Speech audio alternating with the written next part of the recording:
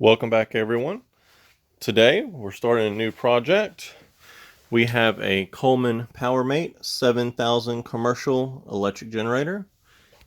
This is a PM45 7022 generator made by Coleman. It's both 120 240 volt output, 7000 watts continuous, 8500 watts surge. 3600 RPMs. Really hoping this would be a 1800 RPM generator, but it's not. But that's okay. We're gonna work with what we have here. This has a Briggs & Stratton Twin 2 18 horsepower IC plus opposition twin flathead. Some people prefer these as a boxer engine. You can see here, maybe you can't see it, but this was manufactured in 1992 per the manufacturer's code, if that'll come into focus. Not sure how well you can see that. I had trouble reading it myself. This is an pressurized oil lube system, which means that it should last for a very long time as long as it is maintained. I was told by the gentleman that I bought this from that it was used by his father for their plumbing company, hence the logoing. He claimed that it ran and produced power as it should. When I showed up, I drove all the way almost 3 hours to Thibodaux, Louisiana to purchase this off of Facebook. When I showed up, the battery was dead that he was using. He was trying to jump it off with his truck. It was barely turning over, wouldn't fire. Appeared to have water in the gas tank. So I talked him down from $100 to $80. We threw it in the back of the truck and I drove home. I have not done anything to this other than watch him attempt to crank it. I haven't cleaned it. I haven't looked it over. I haven't taken anything apart. So we're going to do this one together. I have a battery that we're going to try. I have a lawnmower style battery. If that's not strong enough, I have a deep cycle marine battery that we're going to use. So knowing or suspecting that this has water in the carb, what I want to do is we're going to go ahead and start draining it. I've already turned the fuel off. Probably going to shoot a little carb cleaner in it, see if it'll crank over. Or I might actually pull the spark plugs, put a little gas straight in there. We're going to make sure that it runs. We're going to hook a light up to it, see if it produces power, and then we're going to go from there. Hold tight, and a few seconds on your end, we're going to get set up and we're going to try this out. All right, we got a battery hooked up, got a lamp plugged in. We're going to throw some gas down these spark plugs and see if it'll crank over.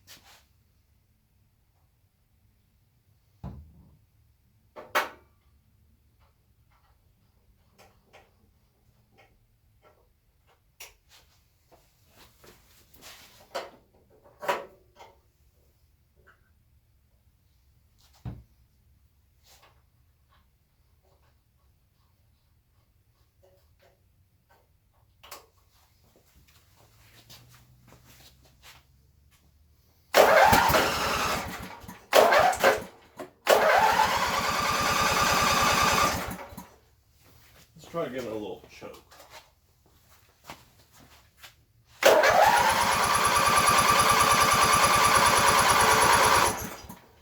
All right, let's see if we got spark. Actually, we're going to go ahead and try this one more time. Maybe it just needs a little more fuel.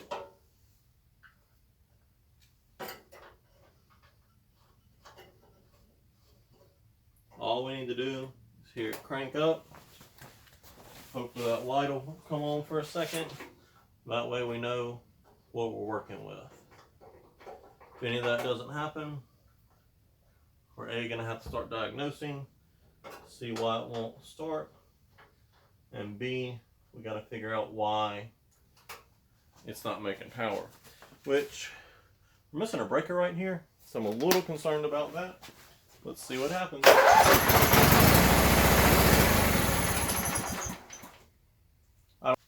Alright, we're gonna try this again. A little gas in the spark plug hole.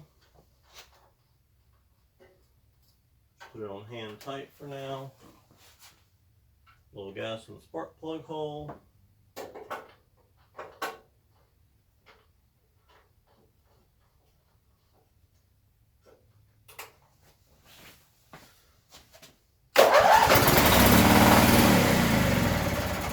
Alright, we know it'll run. We're not getting any power. I'm worried about that breaker. So let's do this. We're going to fix this up, get the engine running, figure out why we don't have power. Alright, so now we're going to go ahead, pull this air cleaner off, see what it looks like.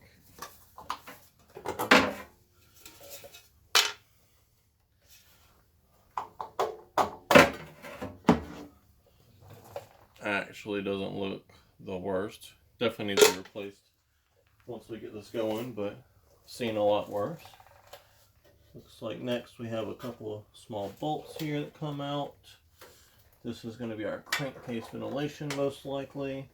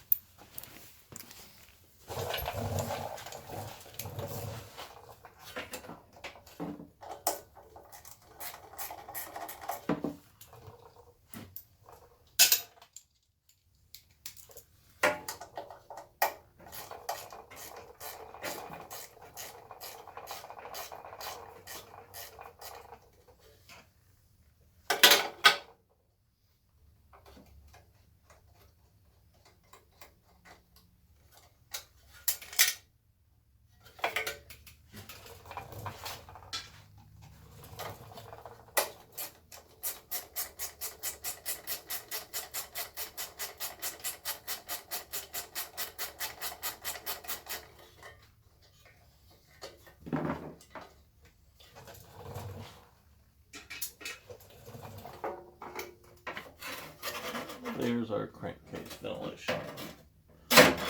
This must be something else. Alright, first thing I want to do is get this fuel line disconnected. Start draining that tank.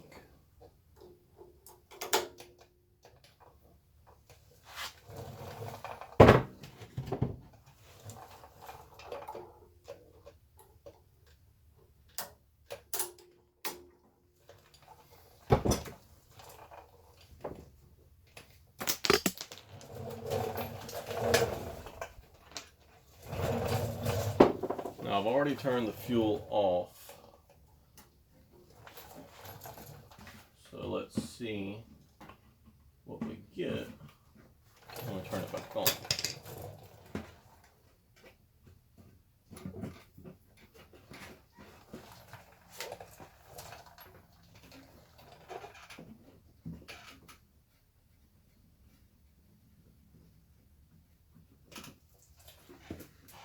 Alright, we got a good flow going. Let that drain while we work.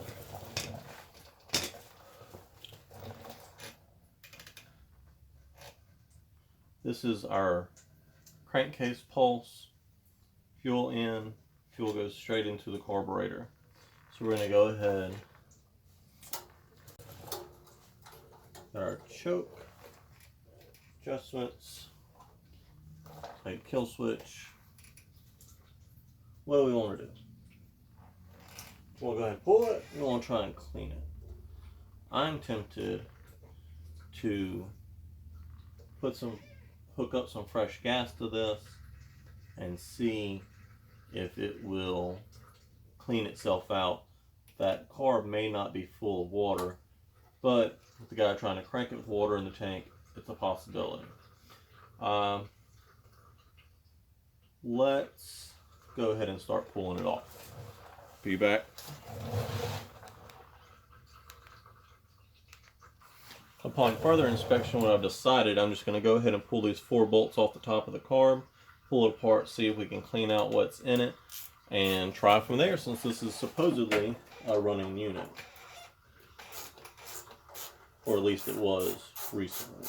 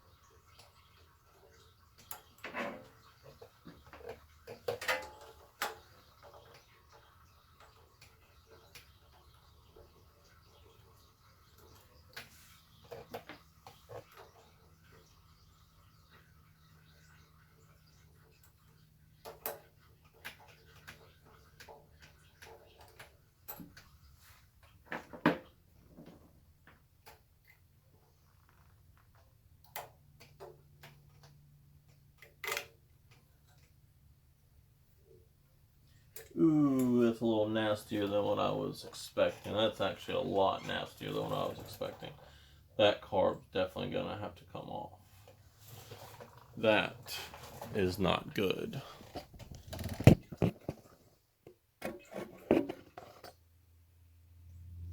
You see that? That's nastiness. That's nastiness we don't need in our carb. Alright, so we have the carb bolts out. But now, carb appears to be stuck. There it goes. To the intake manifold. Well, I say we have the carb bolts out. We have one of them out. The other one I actually couldn't loosen all the way. I imagine you're probably supposed to pull the whole intake manifold with this, but I didn't want to do that. I don't have gaskets, and I don't want to have to make any more gaskets than I'm already probably going to have.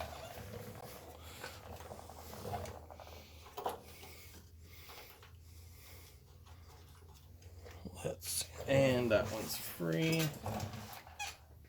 We have some linkage here to take care of. Alright, and we're off. Move to the workbench and we'll continue. Alright, so the gas is still draining. We got this carb on the workbench. We're going to start with some compressed air, noise alert.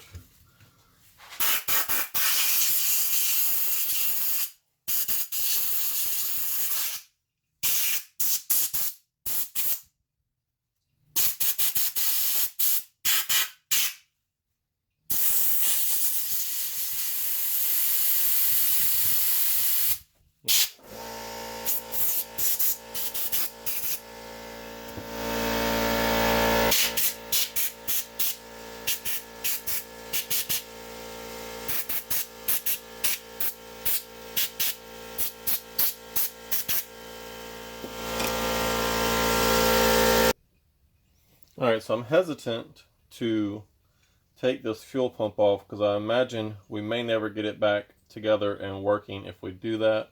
I also don't want to put it in the cleaner because that might ruin it.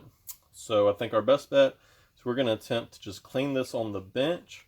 I tested this solenoid. It is working amazingly. So we're going to use a little carb cleaner, and some compressed air, try and clean some of this stuff up, and a wire brush, and that's basically just what we're going to do. I'm going to start just by trying to knock loose as much of this crud as I can so I can blow it out some more. It's amazing how much came out on the first go. I like to just clean up as much as we can. That's important anyways.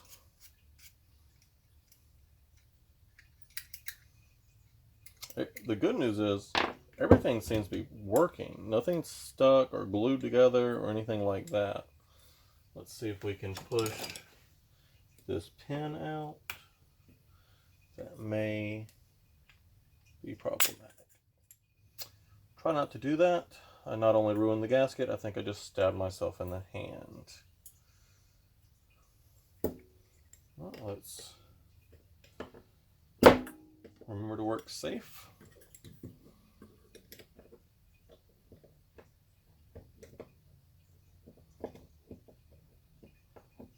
This pin is not cooperating very well. Always more than one way to skin a cat.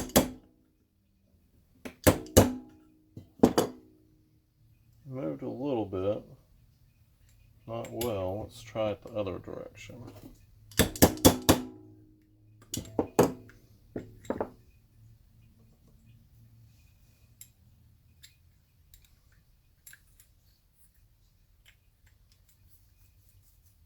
There it goes.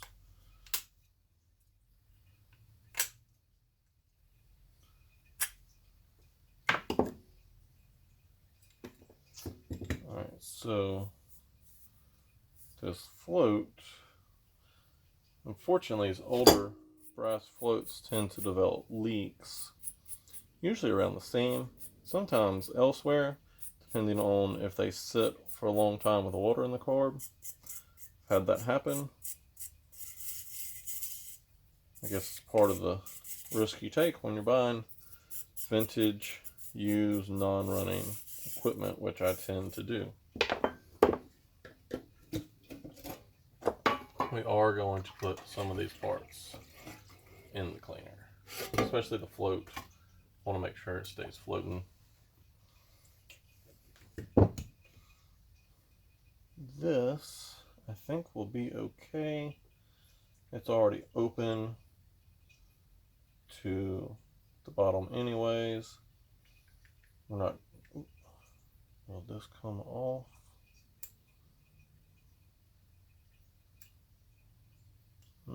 Seems pretty stuck. Actually doesn't look bad under there from what I can see. We'll make sure we blow it out good. Make sure that needle and seat's cleaned out. Give that a little shot right now.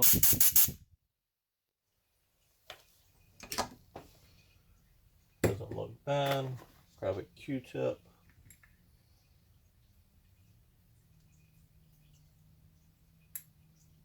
Not bad at all. Not bad at all. That needle has its rubber tip. Doesn't look too bad. Throw it in there for a few minutes. I'm going to throw that pin in there. I think we're just going to use carb cleaner on the rest of this.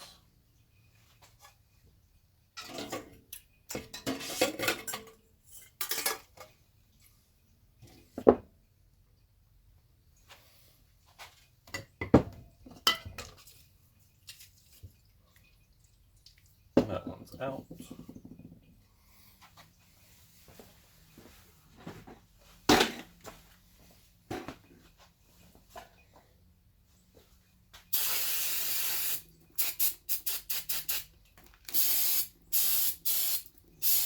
When I say carb cleaner, I actually mean brake cleaner. Works better, faster, dries faster, leaves less residue.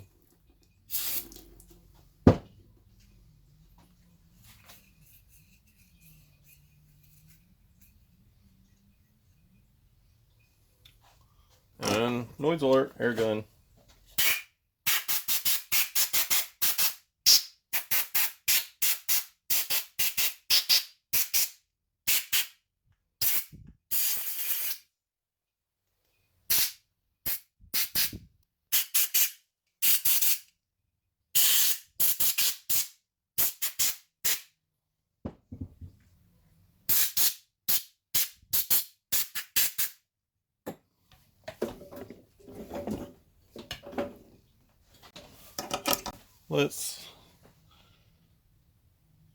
Alright, so I pulled those parts out of the parts washer, rinsed them down with some brake clean, cleaned them up, checked them, float's still floating, needle looks good.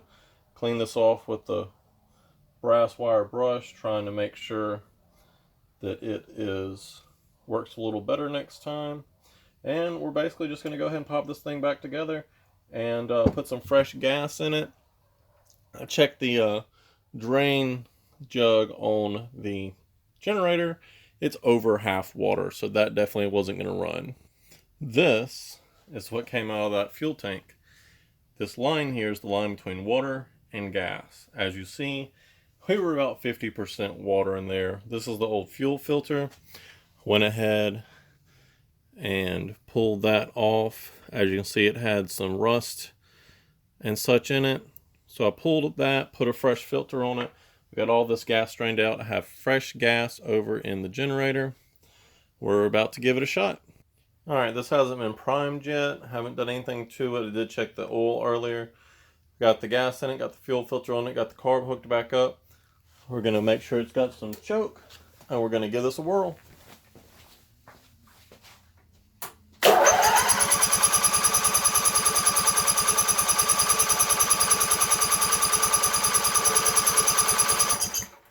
All right, I think to prime it, we're gonna go ahead and throw a little gas down the carburetor. I don't want to wear that battery and starter out. All right, let's try this again.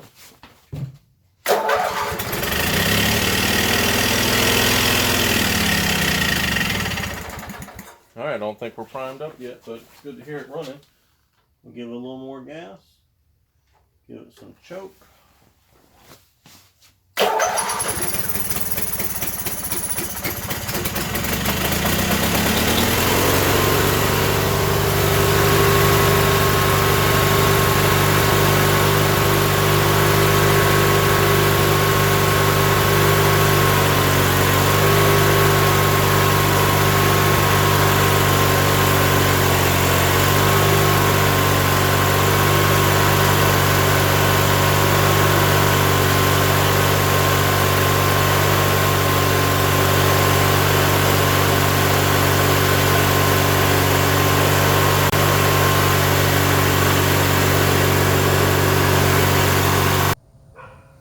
Alright, we've moved outside, put the air cleaner and everything back on.